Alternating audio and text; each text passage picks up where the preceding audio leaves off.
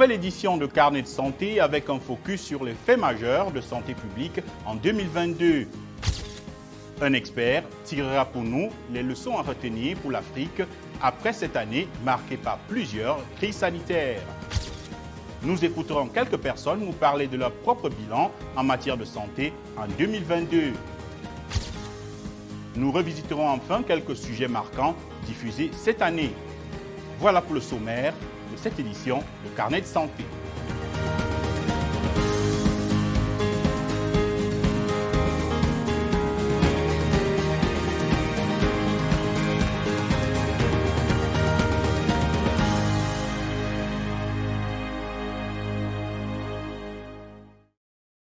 Salut à toutes et à tous, merci de regarder cette autre édition de Carnet de santé. Il y a 3 ans, des scientifiques de Wuhan, en Chine, ont signalé pour la première fois des infections dues à un nouveau coronavirus. Depuis lors, le monde a mis au point et administré 13 millions de doses de vaccins contre le Covid-19. C'est une réussite sans précédent, mais elle a été ternie par un accès inégal. Le programme mondial visant à améliorer l'équité en matière de vaccins a annoncé qu'il allait se concentrer sur les pays les plus pauvres. Steve Baragona de VOA nous parle de la campagne mondiale de vaccination contre le Covid, alors que la pandémie, responsable de plus de 6,5 millions de décès, entre dans sa 4e année. Le récit est de Arzuma Kompaori. 24 février 2021. Une livraison de vaccins Covid-19 arrive au Ghana dans un effort d'équité en matière de vaccins. Nous sommes vraiment heureux car ils iront à un grand nombre de bénéficiaires au Ghana. Le Ghana est le premier pays à recevoir les vaccins COVAX. Le programme COVAX, soutenu par les Nations Unies, avait pour but d'aider les pays à revenus faibles et intermédiaires à accéder aux vaccins après que les pays riches ont acheté la plupart des premiers vaccins. Le programme a dû se battre pour obtenir les doses limitées. Après avoir livré près de 2 milliards de doses, le programme COVAX a réduit son champ d'action pour servir les pays les plus pauvres. Cela en partie parce que 2 ans plus tard, il y a beaucoup de vaccins disponibles. Cependant, tout le monde ne les reçoit pas, selon Krishna Uddikumar, professeur de santé mondiale à l'université Duke. Les inégalités sont vraiment flagrantes et continuent. En Afrique, seuls 25% de la population de l'ensemble du continent sont entièrement vaccinés, contre plus de 75% dans des endroits comme l'Amérique du Sud. L'offre n'est plus le gros problème, c'est la demande qui l'est. Les habitants des pays à faible revenu ne font pas la queue pour se faire vacciner contre le Covid. Ce manque de demande est vraiment une tendance inquiétante que nous observons. Les raisons de cette faible demande, je dirais, sont assez complexes et à multiples facettes. Les informations erronées sur les vaccins sont monnaie courante. La confiance dans les gouvernements qui fournissent ces vaccins est faible. Et beaucoup de personnes dans les pays à faible revenu ne voient pas le Covid comme une menace. De plus, les vaccins ont mis trop de temps à arriver. Alors qu'il y avait une demande, elle n'a pas été satisfaite. Il est donc raisonnable de constater aujourd'hui une plus grande hésitation, car nous avons manqué le moment où tout le monde était prêt à accepter de se faire vacciner. Ce retard s'explique en grande partie par le fait que la fabrication des vaccins est concentrée dans quelques pays, pour la plupart riches. Les nations les plus pauvres ont été laissées dans l'attente d'une aide financière, explique Jennifer Nuzzo, directrice du centre de pandémie de Brown University. Je pense que nous devons trouver le moyen de produire ces vaccins de manière beaucoup plus répartie qu'auparavant, afin de ne pas dépendre uniquement des dons. Il est clair que les dons ne fonctionnent pas car face à une crise, les pays choisiront toujours de donner la priorité à leur propre population. Des efforts sont en cours pour construire davantage de laboratoires pour faire des vaccins en Afrique. Mais leur construction n'est qu'un début. En 2022, la pandémie de Covid-19 a continué à faire des victimes, beaucoup moins cependant que l'année précédente. Il y a eu aussi des épidémies d'Ebola, de choléra, sans oublier les problèmes habituels de paludisme et autres. Quelles leçons peut-on en tirer? C'est la question que nous avons posée au professeur Agnès Binagwaho, ancienne ministre de la Santé et secrétaire permanente au ministère de la Santé du Rwanda. Bon, il est vrai que l'Afrique a été confrontée à des épidémies causées par des agents pathogènes zoonotiques divers. Et selon l'OMS, on considère la décennie 2001-2011 comme étant une décennie qui a eu une augmentation de 63% de ce type de problème par rapport à la période 2012-2022. Mais ce qui est remarquable, c'est que l'Afrique a bien géré cette pandémie et que l'Afrique a mis en place des mesures pour éviter que cette pandémie prenne une ampleur, la pandémie du Covid prenne une ampleur magistrale sur le continent. L'Afrique a créé des mécanismes au niveau continental qui ont fonctionné. Je parle de COVAX, auquel l'Afrique a adhéré et l'Afrique s'est bien comportée avec ce nouveau mécanisme et d'autres mécanismes. Il faut développer les soins de santé primaires.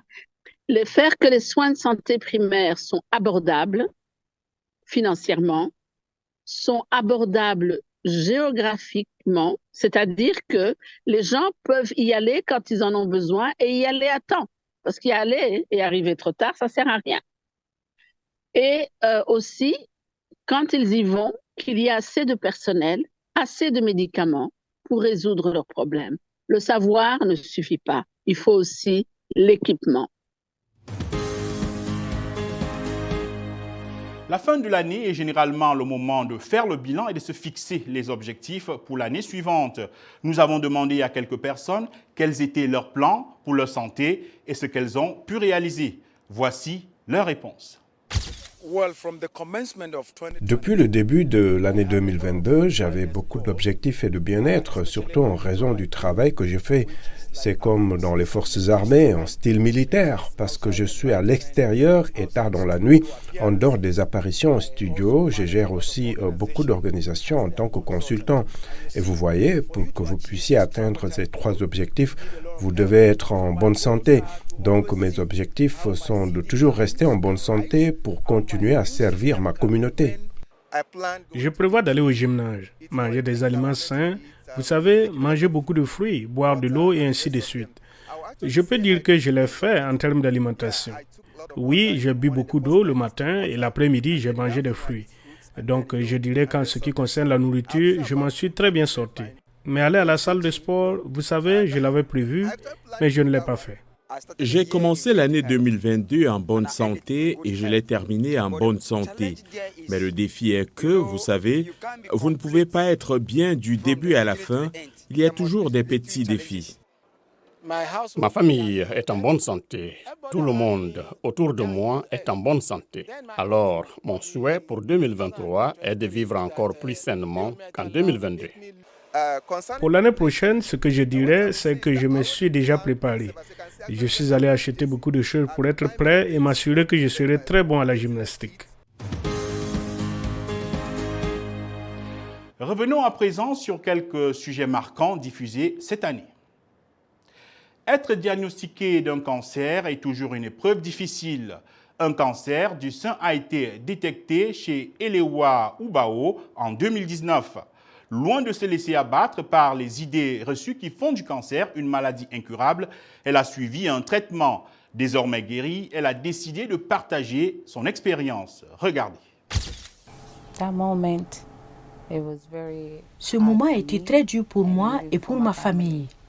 Je me souviens que je me réveillais, je faisais ma routine, je rentrais du travail, des choses normales, et mon médecin m'a appelé.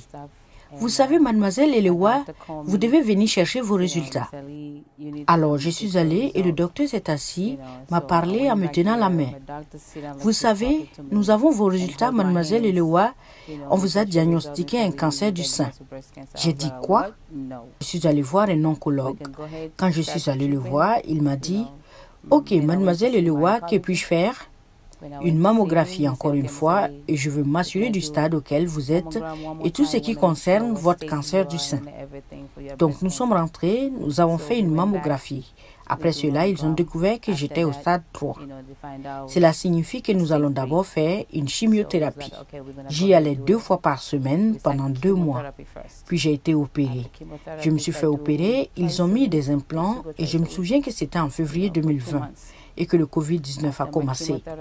Et après ma chimiothérapie, je n'ai pas pu rentrer à la maison pendant 4 mois. J'étais si effrayée, frustrée, effrayée parce que je craignais que cela ne s'aggrave.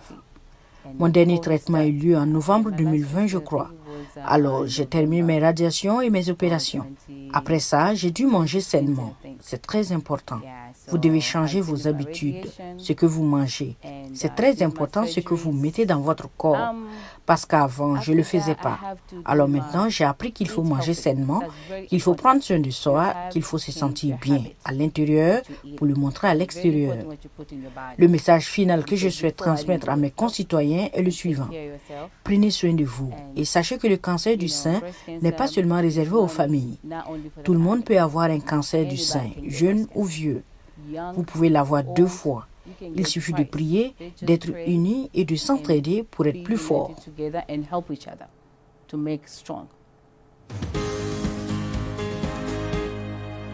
De la mer à la rue, des filets de pêche et des déchets plastiques récupérés en mer se retrouvent chez Biomec, une start-up qui fabrique des prothèses à base de matériaux recyclés au Mozambique. Le reportage à Maputo de Sergio Nambi, raconté par Abdourahmane Dia. Le projet était motivé par l'amour de l'environnement et le besoin d'aider un ami. Martha Outela a décidé de collecter les ordures jetées à la mer et de redonner le rêve à de nombreuses personnes à travers Biomec, une start-up qui crée des prothèses à base de filets de pêche et du plastique recyclé. L'idée de Biomec est née lorsque malheureusement un ami très proche a eu un accident de voiture et il a eu d'immenses difficultés à avoir accès aux prothèses, soit à cause des prix, du temps de production et même de l'accès à ce service spécifique. Mais en même temps, il participait à des campagnes de collecte de plastique le long des plages de Maputo et nous nous sommes rendus compte qu'il y avait une sorte de vide entre la collecte de ces matières et la recherche de ce qui pourrait être une seconde vie. Je pense que nous avons eu un moment eureka et nous avons commencé à considérer ce plastique comme une solution à un meilleur accès aux prothèses. Pour transformer les filets de pêche et autres plastiques collectés en mer en prothèses, Martha compte sur la collaboration de 11 autres personnes. Les jeunes achètent du matériel auprès d'associations et de groupes de nettoyage des plages. Elle nous explique le processus de transformation. Tout le processus commence lorsque nous avons ces filets de pêche collectés en mer. Ensuite, ces filets de pêche sont lavés, traités et passés dans une extrudeuse. L'extrudeuse transforme essentiellement ces filets de pêche en filaments, qui est ce matériau. Ensuite, cela passe par un ensemble de logiciels qui nous permettent d'avoir le moule aux dimensions exactes et enfin, nous avons les prothèses qui sont produites par l'imprimante 3D. En plus d'être respectueux de l'environnement, le processus de fabrication de prothèses de Biomec a un délai d'exécution de 24 heures. Biomec a été créé il y a environ 1 an et demi et au cours des 12 derniers mois, 500 prothèses ont été produites.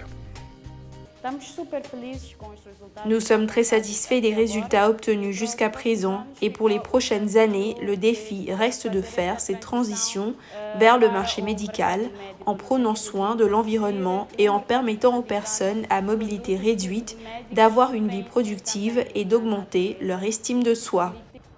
Le plastique représente 85% des déchets marins dans le monde selon un rapport des Nations Unies sur le climat et l'environnement en 2021. Le document note également que dans les sources d'eau, ce type de pollution peut provoquer des changements hormonaux, des troubles du développement, des anomalies de la reproduction et même des cancers. C'est ici que prend fin ce programme. Continuez à nous envoyer vos questions et observations sur les plateformes numériques de VOA Afrique, le site web voaafrique.com, Facebook et YouTube. Merci d'avoir regardé Carnet de santé. Surtout, prenez soin de votre santé. Meilleurs vœux pour l'année 2023. À très bientôt.